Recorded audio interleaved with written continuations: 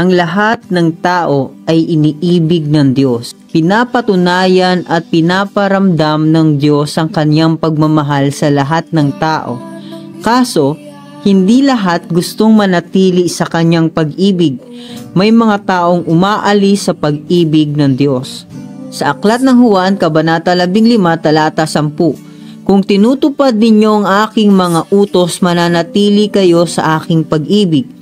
Tulad ko, tinutupad ko ang mga utos ng aking Ama at ako'y nananatili sa kanyang pag-ibig.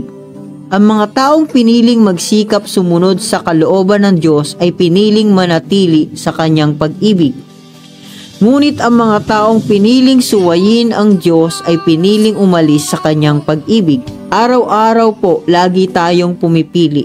Magsisikap po bang sumunod sa Diyos o hindi? Mananatili po ba sa pag-ibig ng Diyos o hindi? Ikaw po, nakapili ka na po ba?